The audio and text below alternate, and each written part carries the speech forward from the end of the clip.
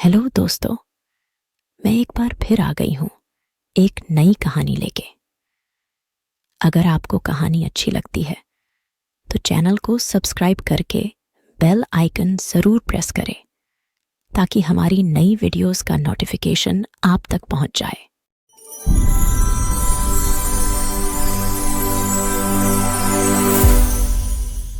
मैं new Mexico के एक शहर गैलप में रहती हूँ। यह शहर नेटिव अमेरिकन कल्चर और इसके इतिहास को काफ़ी दर्शाता है। हमारे आसपास काफ़ी सारे गांव और संरक्षित क्षेत्र हैं जिन पर लोगों द्वारा दावा किया जाता है कि ये सभी जगहें भूतियाँ हैं। दोस्तों, अमेरिका में काफ़ी संरक्षित जगहें हैं। ये जगहें इसलिए संरक्षित है क्योंकि ये जगहें उन जनजातियों की है जो अमेरिका में मूल रूप से शुरू से रहती आई है। इन जगहों में रहने वाले लोगों को नवाजो आदि नामों से जाना जाता है और ये लोग भूतिया ताकतों में काफ़ी विश्वास रखते हैं। मेरे साथ यह घटना ठीक गैलप शहर के पूर्वी भाग में एक छोटी सी संरक्षित जगह पर हुई थी। मेरी एक दोस्त अपनी बहन से हर हफ्ते शहर के पूर्वी भाग में मिलने जाती है जो एक कम किराए वाले अपार्टमेंट में रहती है। उस मकान के पास में एक प्राथमिक विद्यालय है और जब मैं छोटी थी तो उस समय मैं उस स्कूल में ही पढ़ती थी। वो जब भी वहाँ रहती थी तब मैं भी उसी के साथ उसकी बहन के घर ही रहा करती थी। रातों में जब हमारे पास करने को कुछ नहीं होता था तो हम अपार्टमेंट्स के बाहर बने पार्क्स में घूमते थे। एक दिन जब हम वॉकिंग करते हुए इतना थक गए थे कि हमने चलना बंद कर दिया था। ये बात सुबह के लगभग 2 बजे की थी। हम ज़्यादातर सुबह लेट ही उठते थे और रातों में देर तक जगा करते थे, इसलिए उस समय हम पूरी तरह से जगे हुए थे। खैर, उसके बाद हम अपार्टमेंट्स के पीछे जाने लगे। ये वो इलाका था जहाँ पर कोई लाइट नहीं थी और यहाँ काफ़ी सारी झाड़ियाँ थी और यह एक मैदानी इलाका था जहाँ की ज़मीन पर कई सारे गड्ढे थे जो कि कुत्तों के द्वारा बनाए गए थे। जब हम चल रहे थे तब मैंने महसूस किया कि कोई तो है जो हमें घूर रहा है और हमारा पीछा कर रहा है। मैं इस तरह की चीज़ों के प्रति काफ़ी सेंसिटिव हूँ और जब भी मुझे ऐसा लगता है कि कोई मेरा पीछा कर रहा है या मुझे घूर रहा है तब मैं हमेशा ही सही रहती हूँ। तो मैंने आसपास देखा पर वहाँ कोई भी नहीं था। जब मैं वापस आगे देखने के लिए मुड़ी तो मेरी दोस्त ने एकदम से मेरा हाथ पकड़ा और वो डरते हुए बोली कि हे भगवान, वो क्या है? मैंने जब देखा तो मुझे कुछ भी नहीं दिखाई दिया। उस समय हवा थोड़ी तेज चल रही थी और हमारे सामने कुछ पेड़ थे, तो मैंने सोचा कि शायद पेड़ की पत्तियां हिल रही हैं।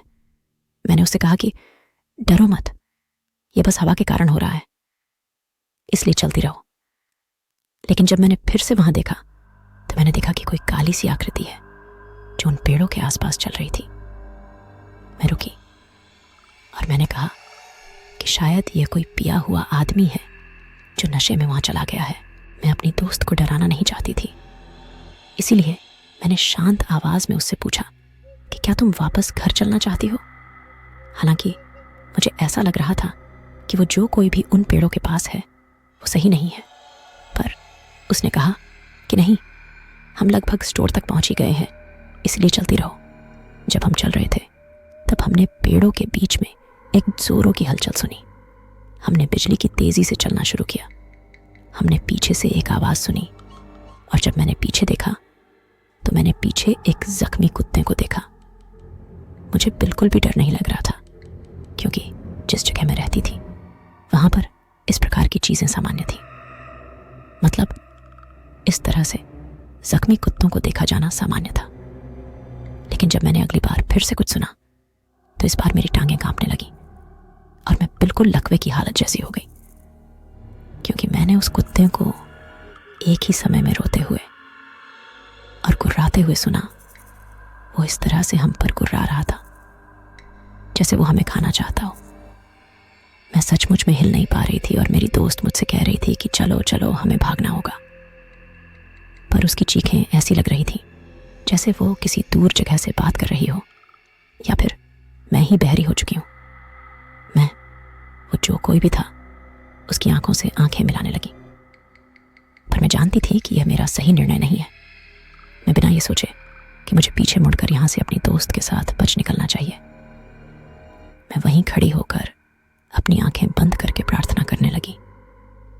मैंने कोशिश की कि मैं पीछे ना देखूं, पर कोई तो मुझे पीछे देखने को उकसा रहा था। इसलिए मैंने पीछे मुड़कर देखा और मैंने देखा कि एक आदमी हमारा पीछा कर रहा था, लेकिन वो अपने पैरों पर दौड़ नहीं रहा था, बल्कि वो अपने हाथ और पैरों पर दौड़ रहा था। मैं उसे देखकर डर गई और चिल्लाई। मेरी चीख सुनकर मेरी दोस्त भी चिल्लाई। हम तेजी से भागने लगे और आखिरकार हम किसी न किसी तरह सड़क तक पहुंच गए। उस जगह लाइटें थीं और सड़क पर गाड़ियां चल रही थीं। हम लगभग 7 मिनट तक दौड़ते रहे और हम थकान के मारे हाँफ रहे थे।